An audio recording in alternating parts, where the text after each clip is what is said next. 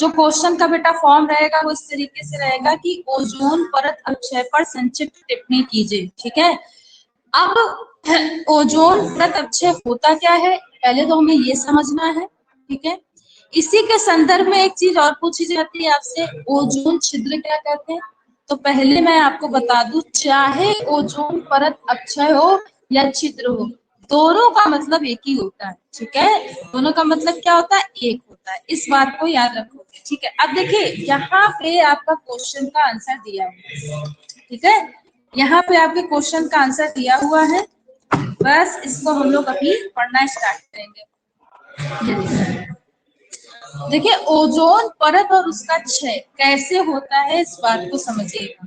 पहले ओरली कुछ बातें समझिए। ठीक है, देखिए हमारे जो मतलब आसपास का वातावरण है, ठीक है, उसमें बेटा बहुत सारी गैसेस पाई जाती है।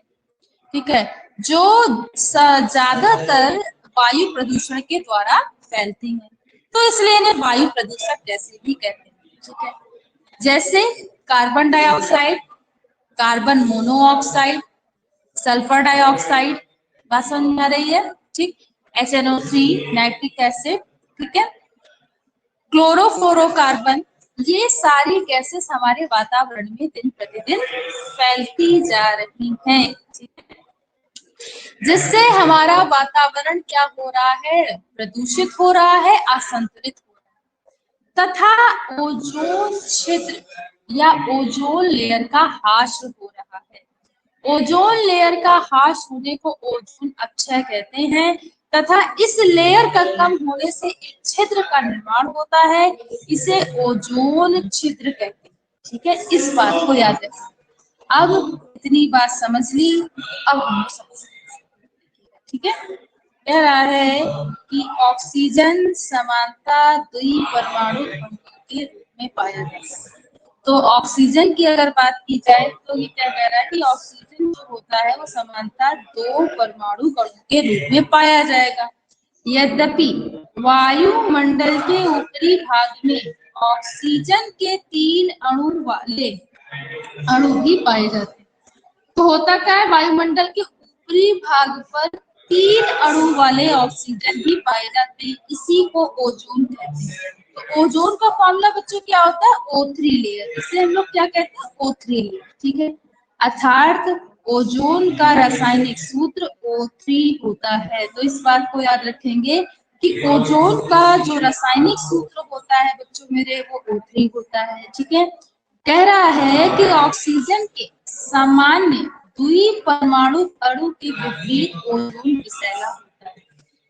तो ये जो है ऑक्सीजन के सामान्य द्विपरमाणु अणु के विपरीत ओजोन बेटा इसलिए विषैला होता है क्योंकि ओजोन पृथ्वी की सतह से नजदीक नहीं रह पाता है। ठीक है, जिस कारण क्या होता है, कभी कभी हानिकारक किरणें पृथ्वी पर आ जाती हैं और जीवों को नुकसान पहुंचाती है। तो यही बात बता रहा है कि यह स्तर पृथ्वी की सतह के नजदीक नहीं रहता है, ये सूर्य से आने वाली हानिकारक किरणों को अवशोषित करता है। तो ये क्या करता है, मतलब पृथ्वी, जैसे मान लीजिए ये पृथ्वी है, तो पृथ्वी के 16 से 25 किलोमीटर की ऊपर जो लेयर होती है उसे हम लोग बेटा कहते हैं ओजोन लेयर। ये ऊपर से आने वाली पराबैंगनी किरणों को पृथ्वी से आने से रोकती है। तो ओजोन क्या कहलाती है, पृथ्वी का सुरक्षा कवच कहलाती है। ये क्या करती है पराबैंगनी किरणें, अगर ये लेयर नहीं होगी तो ये डायरेक्टली पराबैंगनी किरणें पृथ्वी पर आ जाएंगी। ठीक है, आ जाएंगे कि नहीं आ जाएंगी।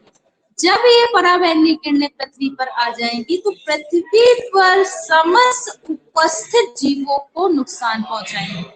सबसे ज्यादा इसमें सांस की प्रॉब्लम, मोतियाबिंद की प्रॉब्लम, वासनारी आंखों की रोशनी का कम होना, ठीक है, जिसे मोतियाबिंद कहते हैं, कैंसर की प्रॉब्लम, और उस कैंसर में भी सबसे ज्यादा त्वचा कैंसर की प्रॉब्लम होती है।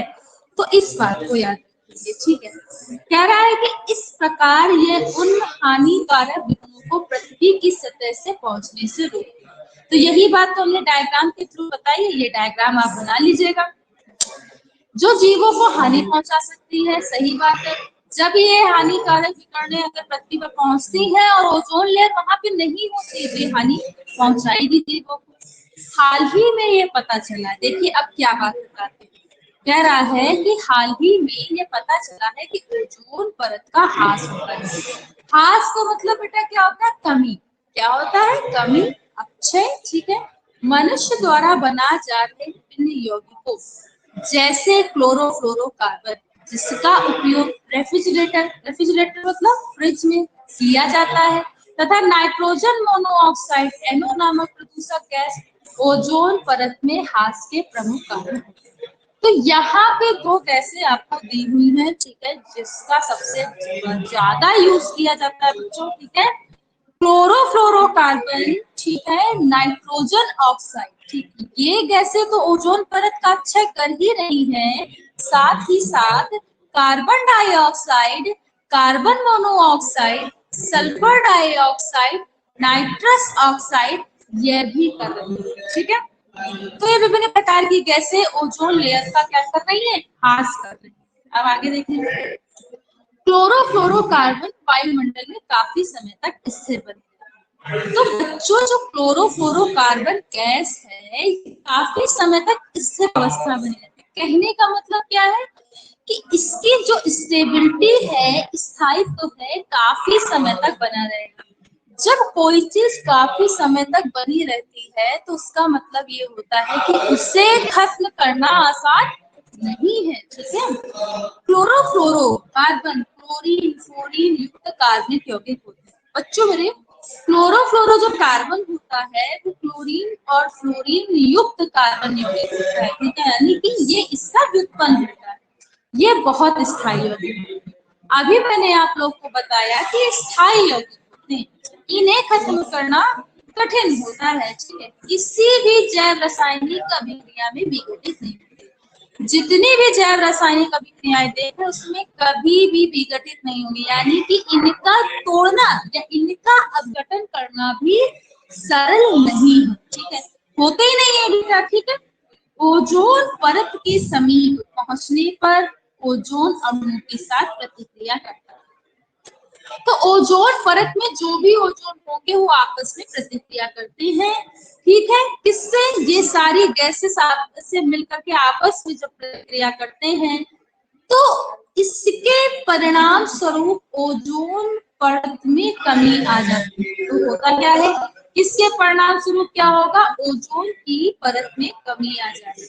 हाल ही में अंटार्कटिका के ऊपर ओजोन परत में छिद्र पाया गया। अब देखिए, जो ये कमी आ रही है उसे ओजोन अपक्षय कहते हैं, इसी को ओजोन अपक्षय कहते हैं, यही है ओजोन अपक्षय, ठीक है। अब छिद्र क्या होता है एक ही चीज है, लेकिन इसको थोड़ा दूसरे नजरिए से देखते हैं। क्या है कि हाल ही में अंटार्कटिका के ऊपर जो ओजोन परत है उसमें एक छिद्र पाया गया, ठीक है, इसी को हम लोग ओजोन छिद्र कहते हैं। क्यों होता है, विभिन्न प्रकार की गैसों के फैलने के कारण। ओजोन परत के और भी अधिक क्षीण होने के कारण पृथ्वी पर जीवों के ऊपर पड़ने वाले कुछ प्रभाव इस प्रकार, यानी कि जब और ओजोन परत छिद्र होने लगे, ठीक है, और इसका मतलब ह्रास होने लगे तो क्या होगा। तो देखिए क्या क्या चीजें होंगी। सबसे पहले तो इनमें त्वचा कैंसर हो जाएगा। देखिए त्वचा कैंसर व अन्य रोग के विकार उत्पन्न होंगे। तो अगर ये लेयर का अक्षय होता है, छिद्र बढ़ता जा रहा है, ठीक है, तो क्या होगा, सबसे पहले लोगों को कैंसर होगा।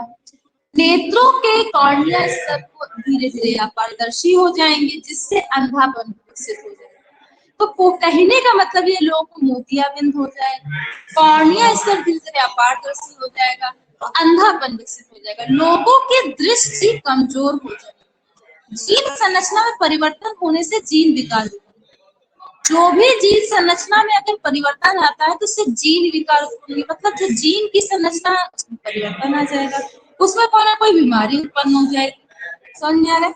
अल्ट्रावायलेट विकिरण प्रतिरक्षा तंत्र को छीण कर देता है।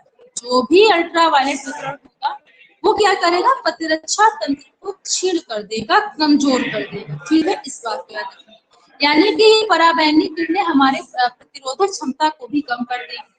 आगे देखिए, अल्ट्रावायलेट प्रकाश की अधिक मात्रा से जलीय जंतुओं पर प्रतिकूल प्रभाव पड़ता है। देखिए जो अल्ट्रावायलेट किरणें, इसी को पराबैंगनी किरणें कहते हैं, ठीक है। इनकी अधिक मात्रा से जलीय जंतुओं पर विपरीत प्रभाव पड़ता है, प्रतिकूल प्रभाव पड़ता है, जिससे कि खाद्य श्रृंखला विचलित हो जाती है। देखिए खाद्य श्रृंखला में पाए जाने वाले प्राथमिक श्रेणी के उपभोक्ता, द्वितीय श्रेणी के उपभोक्ता, तृतीय श्रेणी के उपभोक्ता, चतुर्थ श्रेणी के उपभोक्ता और सबसे पहले सूर्य और उत्पादक, ये सारे क्या होंगे, खाद्य श्रृंखला पूरी डिस्टर्ब हो जाएगी, असंतुलित हो जाएगी, ठीक है।